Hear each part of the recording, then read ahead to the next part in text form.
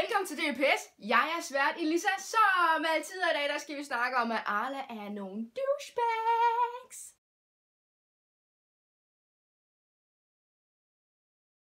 Vi har nok alle sammen set Arlas nye propagandareklame.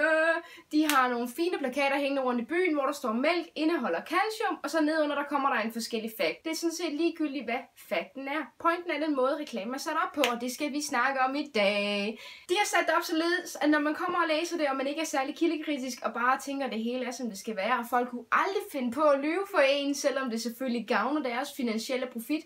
Aldrig vil de lyve, aldrig vil de dække over sandheden, aldrig vil de nogensinde holde det hemmeligt for jer, hvis nu, at det, lad os sige, deres produkt bidrager til knogleskørhed. Det kunne de aldrig finde på at holde hemmeligt for jer. Så I ser den her reklame, der I som I er. Mælk indeholder calcium. Calcium bidrager til, lad os sige, sunde knogler. Okay, super. Det vil sige, hvis jeg vil have sunde knogler, så skal jeg drikke mælk. Og det er Arla.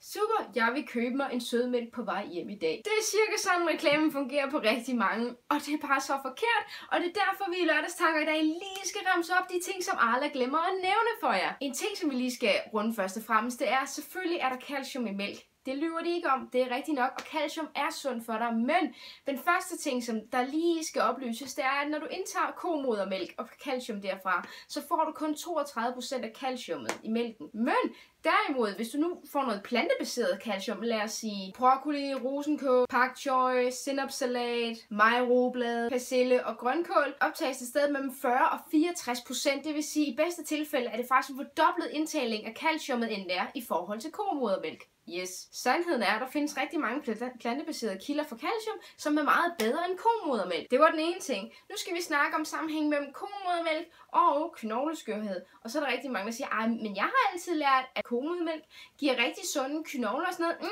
Det har faktisk vist sig, at det ikke helt præcis tilfældet. Men en sjov undersøgelse fra Sverige viser faktisk, at der var 106.000 deltagere, det var alle sammen kvinder.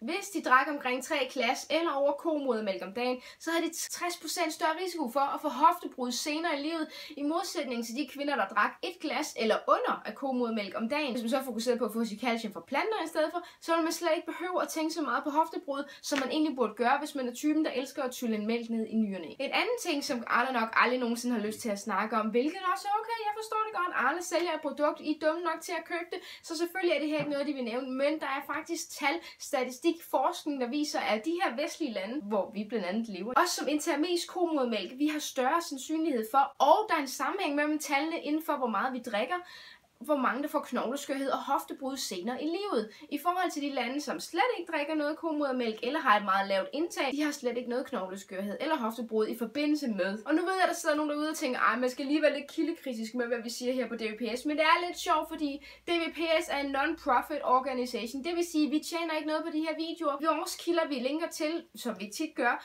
det er til nogle forskellige organisationer, som heller ikke tjener noget. De får intet ud af, at I skifter væk fra de her produkter her, de tjener ikke på det. Og alligevel stiller folk spørgsmål sig sådan, det kan man jo ikke stole på, fordi altså man skal jo tænke på, jeg er vokset op med Arla, og de kunne aldrig finde på at lyve. Og når man ser på de der billeder af glade køer og blablabla, folk bliver nødt til at være med kildekritisk over for de store firmaer, så som Arla.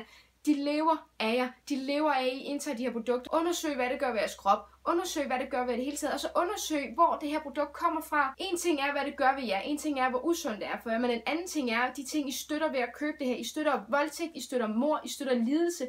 Det er så unødvendigt. I kan leve meget bedre på en plantebaseret kost. En veganske livsstil er for alle. Det kan lade sig gøre. Og samtidig så holder I op med at støtte til de her forfærdelige ting. En sjov ting, som vi lige kan fyre ind her, det er lige for tiden, der kører der en video rundt om en kænguru, der er blevet taget til døde. Og jeg behøver ikke at ramse op de her kommentarer, folk skriver, men der er ikke nogen, der har tænkt sig at lade de mænd slippe. Hvilket er sjovt, at folk er så meget op at køre over det, fordi så synes jeg, at de måske skulle prøve at snige sig ind. Vi snakker ikke om, at vi tager ud til, når Arla har åben dag, og de her kører ud på marken. Fuck det lort. Fuck de her fucking fine, små hyggestalle, de har lavet, så folk kan stå og klappe deres fede hænder. Ej, de veganer ved ikke, hvad de snakker om. Køerne har det jo godt.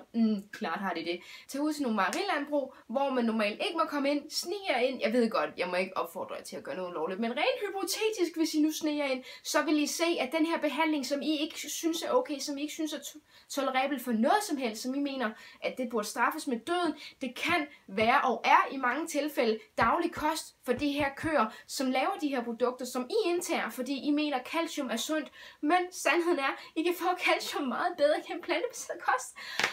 Men altså, det er bare mine lørdagstanker for i dag. Jeg håber, I vil tænke over det. Jeg håber, I vil begynde at stille spørgsmålstegn. Og jeg håber, I vil læse op på det og finde ud af, at det her, det kan gøres bedre. Det kan gøres bedre for alle i hele verden og meget sundere for dig. Det var det, og have en god lørdag. Sidst men ikke mindst, Arla, hvis I ser med, så vil jeg bare have lov til at sige, catch me outside, how about that?